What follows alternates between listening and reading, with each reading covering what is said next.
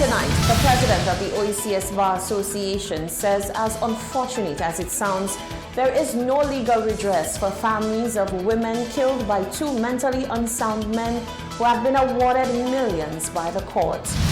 Is the fire service really ready and equipped to handle new coronavirus cases given its well-known resource constraints? And Rat Island gets the thumbs up as a quarantine site from the director of the St. Lucia National Trust. We have the details of these stories and more coming up. This is the Hot 7 Nightly News with Lovelace and Amy Joseph. Good night. It is Tuesday, the 3rd of March, 2020. Welcome to the Hot 7 TV Nightly News. We're on Flow, Channel 117. The broadcast is also being simulcast on Kiss FM, on our mobile app, and the Caribbean Hot 7 TV Facebook page. I'm Lovely St. Amy Joseph. Thank you for joining us. The president of the OECS Bar Association is speaking out on the case of two men who were awarded millions of dollars in compensation after being held behind bars at the Border Lake Correctional Facility for decades. The families of the victims have expressed their outrage and how unfair the judgment seems. The legal professional says while it may seem unfortunate, there really is no legal redress that the family can have under the law at this point. The judgment that has outraged so many members of the public is simply a matter of human rights under the law. So says the president of the OECS Bar Association, Thaddeus M. Antoine. The attorney says the cases of the two men, Francis Noel and Anthony Henry, were grave failures by the legal system to ensure that justice was carried out and the law upheld. Francis Noel was charged with grievous harm on the 13th of December 1987 and remanded until July 1992, where he was found unfit to plead. Noel was awarded over $5 million by the court. Anthony Henry was arrested for a double murder in September 1995 and was also found unfit to plead in the year 2000. He was awarded over $3 million by the court. Generally in law, if somebody doesn't have what you call mental capacity, one can't even do a contract if you don't have proper mental capacity. Likewise, one is not fit to plead to say, I am guilty, I am not guilty, simply because one is not, if you like, he's not thinking, he doesn't have his own mind of thinking or on his reasoning. That is what the law considers. So in the case of this gentleman, that's what happened to them. When they were brought before the court, so that justice could be sought in the matter, right? They could not plead guilty or not guilty. So the court essentially says, well, you can't plead guilty according to the law, so you must go back to be assessed during that time to decide if you come back to plead at some time. But the system failed them in that they were kept inside and no one brought them back. The judgment understandably shook family members of the victims, particularly the children of one of the murdered women. The ancillary woman had suffered a gruesome fate, having her brains eaten by her killer. Some within the family circle and even many members of the public have suggested that the families sue the men for all the millions that they have been awarded. The attorney says, under the law, there is no cause of redress for the families at this point. You know, it's unfortunate, but it would be a bit late now to take any civil action against the gentleman for damages, for what we call wrongful death or anything of that sort.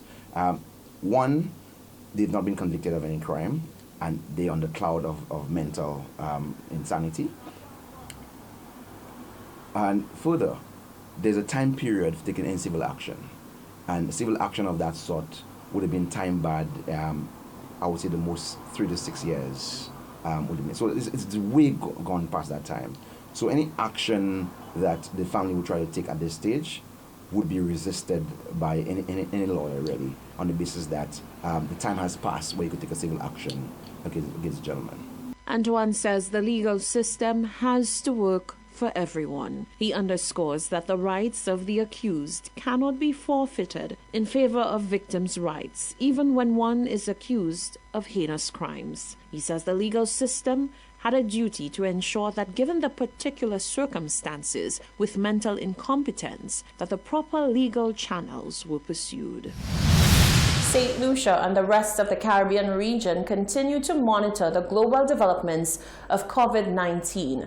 Prime Minister Alan Chastanet called an emergency meeting with the National Emergency Management Advisory Committee, NEMAC, on Friday, the 28th of February, to brief stakeholders of the disaster management landscape on the ongoing national response to safeguard against the arrival of the virus to our shores.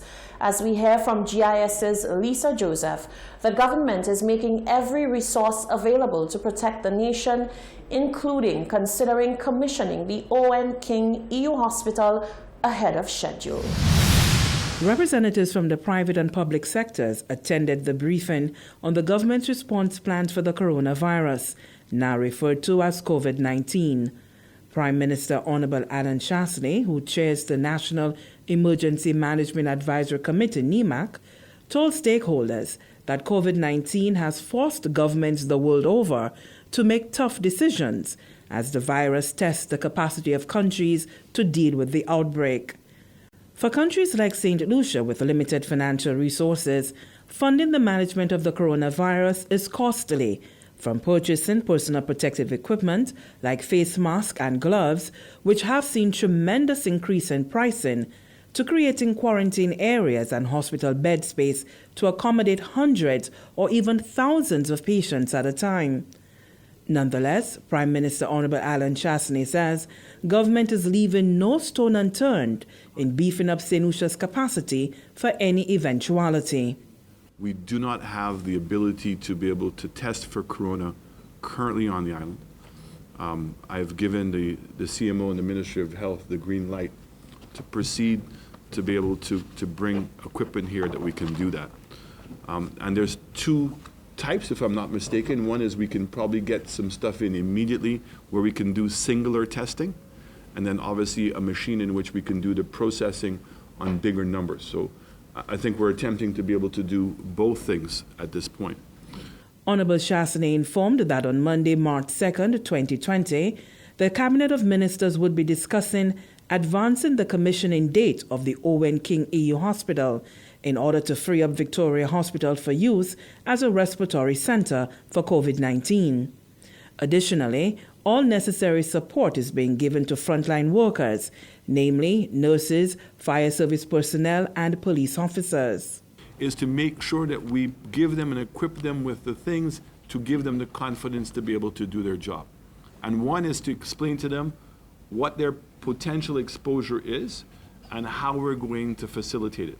This is why considering moving to OKU is a capacity issue, because it means it frees up Victoria to be a respiratory center. We're even sending a team to Rat Island, because Rat Island for a long time was considered a place where we would put people in quarantine. Still in the legislation. And it's still actually in the legislation. Given that the U.S., Canada, and countries in Latin America have reported cases of coronavirus, Prime Minister Chastanet candidly noted that he cannot say that COVID-19 would not come to St. Lucia's shores. However, the country can prepare for it, and that means creating an environment that would limit the ability of the virus to spread.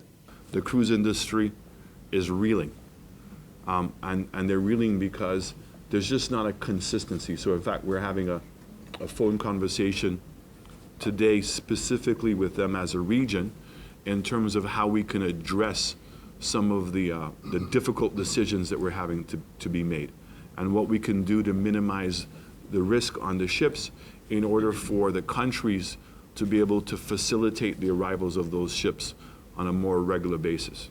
But up to now, the state has had to make a decision based on the information that it has, and the positions that we've taken are one of extreme caution.